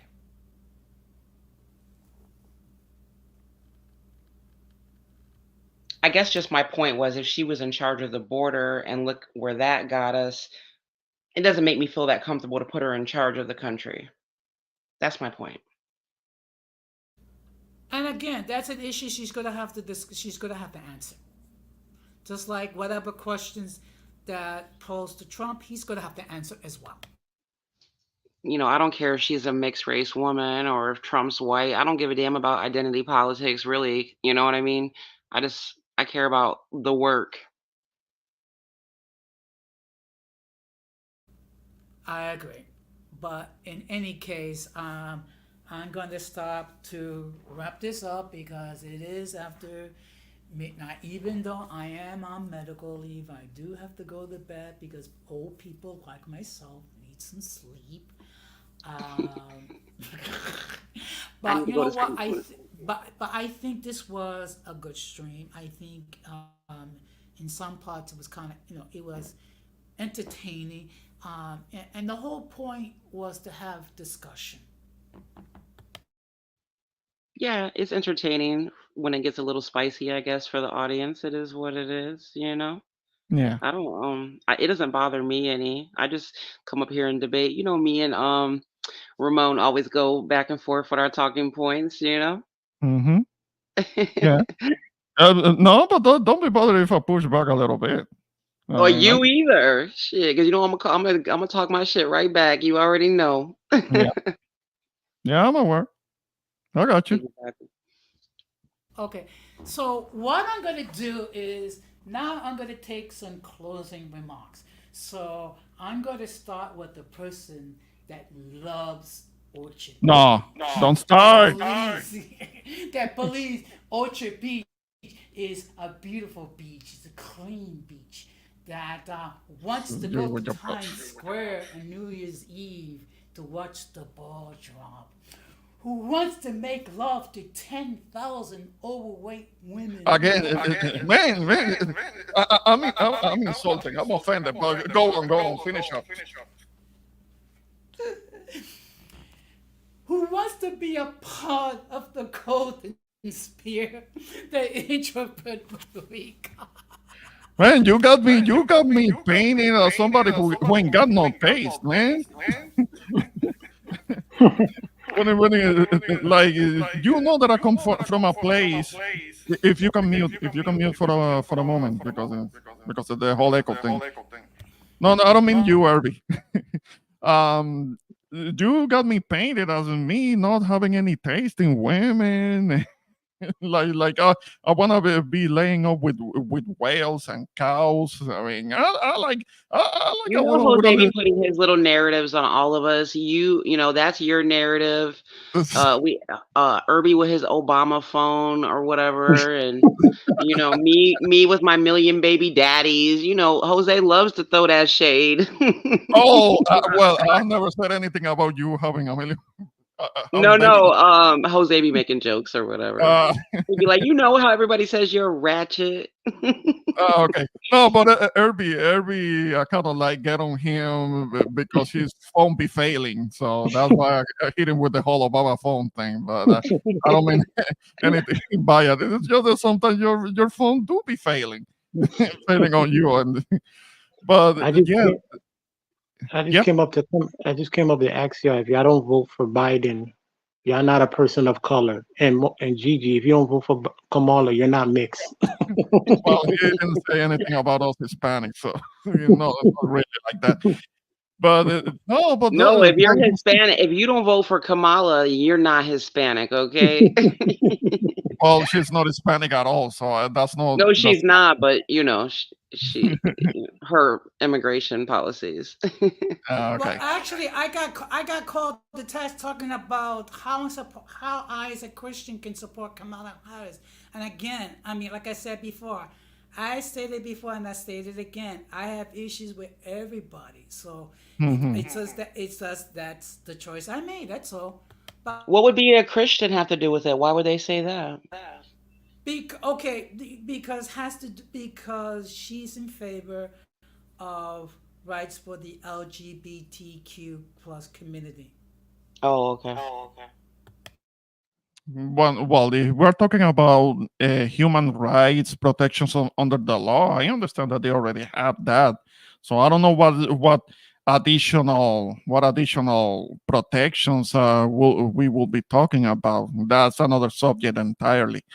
But Jose, you were putting me like I need to hook up with uh, calorically challenged women like that. I like a woman with some thickness. I like a woman who is stuck in the right places, but I don't like them. I don't want them to be whales like you described. Like, I mean, come on, they don't take good care of themselves. They don't take care of me either. But I appreciate you having me on your panel. And I'm not going to Chocha Beach. Never. I come from a place where there are beautiful beaches already. I don't know the Chocha Beach here the worst all the time. So it's like sewer water over there. You get typhoid if you touch that water. But thank you, appreciate it. I appreciate you having me on your panel. This was a bit of a contentious subject as I expected it. But again, it was interesting. It was worth it, entertaining, and I appreciate you having me. Thank you very much, Ramon. Gigi, I'm sure you have some final thoughts regarding what was discussed tonight. Would you like to share them? My only thoughts are, regardless of who you want to vote for, I just encourage everybody to vote. And thank you for having me up. And I will talk to you gentlemen soon. All right, you take care. You Peace. too. Bye. Yeah, Bye, Irby. Bye, bye. Jose. Bye, All Ramon. right, see you next time. Bye. So, Irby, I know it's a little bit late, but what are your thoughts regarding what was discussed? Oh, it was good. It was a nice discussion, nice debate. A little debate. You had a little debate. Yes, I agree with some of the things you said, Gigi. Some of the things you said, Ramon. But I'm gonna say this: at the end of the day, they both are flawed candidates. That you can both of them are flawed candidates. You just got to pick which one you want, which flawed one you want, and I would just be waiting for the debates.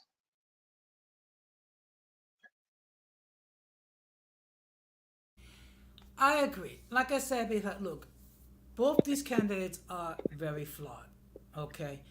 All I'm saying, and this is something I'm going to keep on saying, the following: Yeah, whomever you wish to support for, do yeah, learn as much as you can regarding the candidate of your choice. yeah. And That's why I say after you got to doing look. that, yeah. And after doing that, if you're still comfortable, knock your socks off.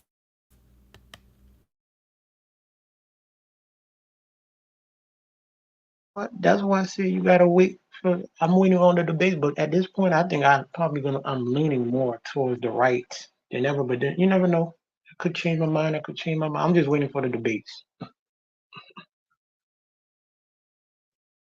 Well, I mean, there is going to be a debate. I think it's going to be September the 10th on ABC, I think, if I'm not mistaken.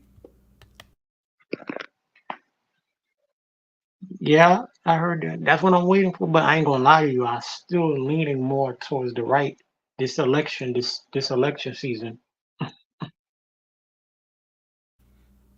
And that's perfectly fine. Again, like I said, support whoever you wish to support. Just make sure you do your due diligence. Yep. I just want to say thank you, Irby. Now I just All want to right, say baby. yeah, Peace and good night, everyone. good night. So I'm just going to give you my final thoughts. The whole point regarding this is to have a discussion, something that about something that people have been talking about for a considerable amount of time. Whether Donald Trump's cognitive skills have declined. Obviously, if you are a supporter, you're going to disagree. If you are a detractor, you're going to agree. So it is what it is. When everything is said and done, just deal with the fact that the candidates we have to choose with, they all have issues, okay? And so just do your due diligence as far as who you wish to support. Huge shout out to everyone that appeared on the panel. A huge shout out to everyone that appeared on the chat. I'm going to be live on my other channel on Thursday, where I'm going to be talking about how self-deletion affects Latinos. Okay, so and of course I will allow people to share the stream, because I will be talking about how it affects us, and also I'll be sharing resources. If you know anyone that's thinking about self-deletion, or if you are thinking about it, so therefore at least you will be forewarned. And again, the whole point is this, peace. That's fine, peace, and just